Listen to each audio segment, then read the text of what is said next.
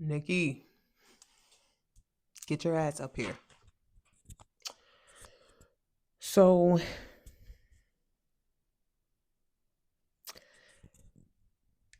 we're going to talk about the possible diagnosis. I had a whole lot of rhetoric for Nikki's antics and so on, but I'll be honest, I don't have. Hmm, I don't want to say I don't have empathy for her because oddly enough, I do, and it's because of this one message, this one tweet where Cardi says she has been diagnosed with schizophrenia and bipolar mood disorder. Now, this is all alleged. This is full skepticism. And per usual, unsolicited, non professional opinion. Just me in school and thinking this type of stuff is interesting. So I want to, how should I say? I want to say that my perspective on this is that schizophrenia and bipolar disorder makes a whole lot of sense. As a matter of fact, we just recently had a conversation about black fatigue and how difficult realities yield mental health conditions. And so interchangeably, you may hear me say schizoaffective or schizobipolar because essentially it means it's a mood disorder with the complement, and when I say compliment, not like a check or a good thing, but in association with hallucinations, delusions, and that sort of thing. Now, I want to say that I have a family member that struggles with schizophrenia, and as a matter of fact, mental health conditions actually exist in my family entirely. It's sprinkled here and there, and I'm very fortunate. I'm highly blessed for the sake of just going through a lot of stuff and having the capacity to be here with lucidity. It's something that I feel like is a lot easier to happen to people, and folks don't understand that. And mental health conditions and mental health disorders are interesting because most people don't realize that a mental health condition is not an implication of some sort of specific or particular sort of personality type. So, cognitive ability, personality type, and mental health condition are all different things. What makes it complicated is that these things all exist in the brain and are coming out of the same person, right? So, what is making a lot more sense now is Nikki's mania, potential mania, because we don't know if she's actually not well. What we recognize is that these spells of negative thoughts, and another thing that happens with schizophrenia, this is considered, I want to say that this is considered a negative symptom. This is when you are losing normal attributes about yourself, right? So, this negative symptom of schizophrenia is disorganized speech. So, her going on to Station Head and her doing these tweets and all of these moments that we're seeing happen live, that is a symptom of schizophrenia. Mania with negative thoughts looks like that feverish thing that we're seeing where she does it for days at a time, where she pops up early and she's online late and she's supposed to be celebrating her son, but she's not quite celebrating her son. We saw her do this with Megan Thee Stallion already. We've seen her have spells with Jay-Z. We've seen her go back and forth with Des Bryant. We've seen her lose it with SZA. And this is why, like, going back to the point that I made about Cardi, like, this is why I'm like, you don't need to say anything to her, because if she is indeed schizophrenic, it's it's like talking to a desk. There's no part of her that's going to receive what you're saying to her in a rational space, right? So cognitive appraisal is what we call that, where you're processing it in a logical thinking. That cognitive appraisal process is compromised at heightened emotions. And that's true for all of us, right? So essentially, if somebody scares the shit out of you, you're not going to really think straight. You're going to kind of be like, oh no, like I just need to get out of Dodge. And this is what's happening to her. She is coming into these states of being where she is in these states of panic. And this, again, this is the mania. And when she goes on these hiatuses, I'm starting to ponder if the hiatus is actually the depressive states. And this is what bipolar looks like. So it's a downturn of being depressed, and you experience senses of hopelessness and worry and concern, and then you hit these manic episodes where you're really hostile potentially. Ah man, like being at this place where I'm recognizing that this might actually be her diagnosis, I really feel bad for her, even down to her jumping up early. Like, Cardi's tweet also mentioned, she was like, yo, you in there popping them Xannies or whatever the case might be because she can't sleep. Schizophrenia, another symptom of schizophrenia, is the inability to sleep. So, again, I have a family member that struggles with schizophrenia, and an episode that he had was very much he didn't want to sleep, and he used to do stuff like walk around the streets late at night all night, and he didn't like to sleep because there was something that was happening when he went to sleep. Essentially, I don't know if it was that he maintained consciousness as sleep paralysis crept onto his body. So because he would say that I feel like people holding me down, like, and because we were trying to like calm him down, he got hostile. So going back to Nick, the Xanax would make sense. I don't think that a doctor that is treating her for that mental health condition would necessarily give that to her, but that one is really bad. Again, the disorganized speech is really bad. Another thing is they tend to struggle with hallucinations and auditory hallucinations where they hearing things. And this family member, same thing, started smoking weed, but you can't smoke weed because schizophrenia, it is theorized that the excess of dopamine is what's causing the hallucinations. And so, because you have an overproduction of dopamine, which is wild to even say, that puts you in this euphoric state that's too euphoric, which is, i.e., hallucinations.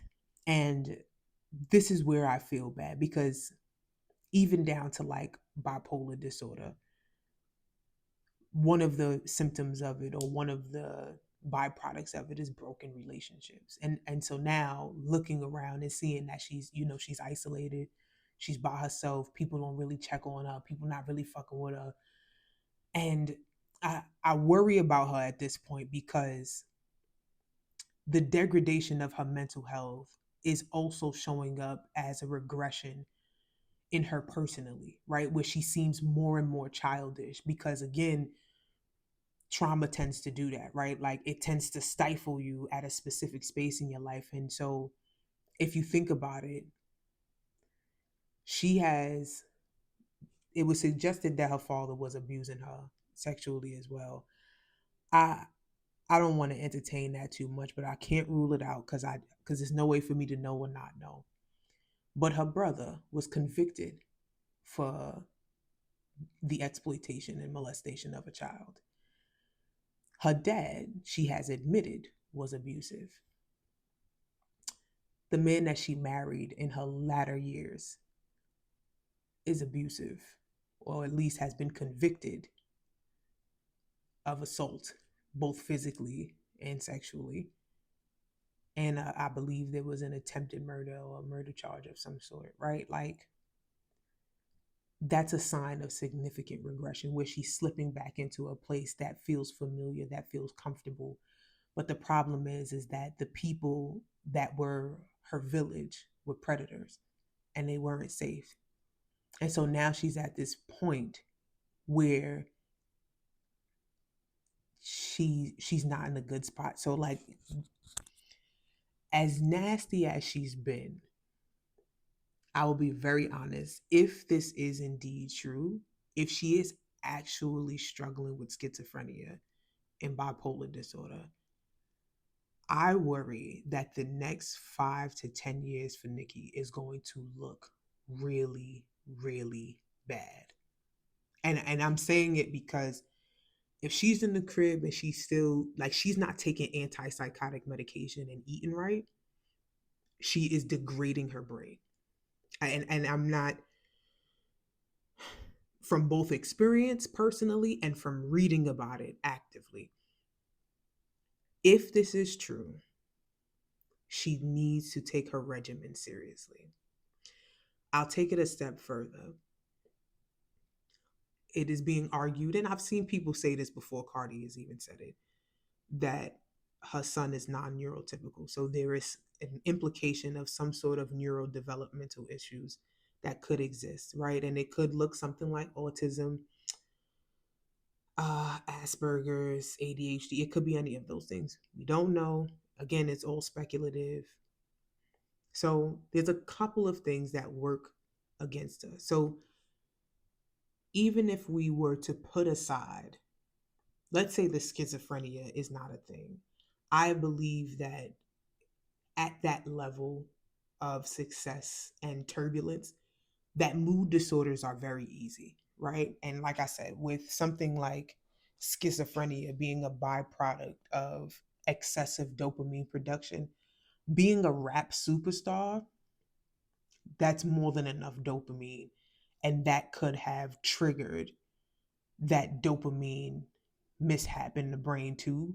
This is why I'm not arguing. I actually can see and think that schizophrenia and bipolar disorder would really explain a lot of her behavior. But going back to her son, if these things are true, for one, she had him later in life. So he's young. She's 40, what, two now? And he's the firstborn at 30. I think she would, that means she had him at 37, I want to say. Yeah, right? Am I tripping? 37, right? So she had him 36, 37. She's considered geriatric at that point, right? So us women, after I think 33, 34, maybe 35, we're considered geriatric when we having kids. Risk go up. Her man is a couple years older than him. Is a couple years older than her, I'm sorry. And if we take it a step further, right? Let's say the manic episodes that we see on the internet also happen in the house, which is probable. What I've been learning about is neuroplasticity. And neuroplasticity is essentially how the brain changes to adapt to a significant experience, or whether it be trauma or emotional, right? So, what I was reading about in an article was when you scream at babies, at children, you change their brain chemistry. You change how their brain fires up because you put them in a state of flight or fight. And the wiring or the ability to synapse faster to reacting according to the environment. This is what happens. And so what I'm saying is that, let's say he's potentially autistic. If his mother is in the house and their their relationship is volatile, that is a traumatic environment, and the brain is not going to prioritize learning how to talk if it has to learn or prioritize being safe because mom and dad is screaming, because mom is upset, because mom is sad, right? Like, that's an important part of development, right? And this is why I say again that I think it's important for Cardi to like recognize like, yo, bro, don't engage with that, bro. Because I'm not saying that you gotta feel bad for her, because there's two components, right? There's the personality, there's the manipulative, there's the inner bitch. She's still a bitch. It doesn't Nicki is still a bitch. That doesn't change anything. But she's kind of, Cardi said it too, like she's eating from the table that she's made, right? She's sleeping in the bed that she's made. You don't need to iterate, emphasize, or plant any seeds or grow any seeds from her harvest. Let Nick have it. Um, but I do, I will admit that I think it just makes sense. That's how come Nas didn't stick around. That's how come Meek didn't stick around. And that's how come she ended up, because everybody kept saying, well, how does she end up with this guy? She's like, oh, this is my first love. I'm like, no, baby, that's your first groomer. He was 19. You're 5 years younger than him. You told everybody you met him when you was 14 years old. He had no business being in your face. He's your first groomer. And so this is the uncomfortable reality about you can't help everybody. And you got to realize when people are choosing to be villains, when people are accepting abuse as normal, I promise that not everybody is interested in getting hurt, but not everybody sees something wrong with certain dynamics and you cannot pull them out of it, even if they don't know any better. Because at this time, at this juncture of her life, Nicki has made it a point to do things like get on the internet and talk about people while sis is actively living with a full blown predator. And yeah, I just taken aback, lost for words. And so short version of it is like, yo, if you support you do what you do. I'm not gonna necessarily jack it. I think that she needs someone to intervene, and Lil Wayne with the purple drink in the cup and the six dreads left is not going to be the person that actually helps her get it together. Drake bailed out and he was like, yeah, whatever happened to her, and he don't actually have time, energy, or focus for it. But I think it is tough too, because I don't even know if the record label would bother with like investing in her mental health and things like that. But she needs help. Like, an intervention is one way to say it, but it's more than that, because if she actually has been diagnosed with anything, she is on a path that she will be unrecognizable, right? Like, she's on her, and this is cold, but Lord forgive me, she's on her Jaguar right path, and I mean that sincerely. So my hope is that, and the parasocial thing, the fucking bobs are the worst, because they're gonna run her right into a fucking wall, bro. Like, she's not gonna. The last thing people like that need is an echo chamber, because they already hear the wrong shit in their head. They don't need to be validated externally with disorganized thoughts in their mind. I don't know. This one is one of those tacky ones. This was particularly ugly, but I really wanted to take the moment to say, like, you know, Nicki is in her King Soul phase, where she should be just yielding. She won't. And I think if she is actually struggling with schizoaffective disorder, I think that she's gonna hit that wall harder than imaginable. And it might be a sad thing to see. But again, just speculating. My unprofessional, unsolicited opinion. So I don't know, gang. Make sure you check your head, hug the people that you love, and don't give nobody no time that's just there to get on your nerves. We don't got time to be annoyed. But until the next one, I'll see y'all later.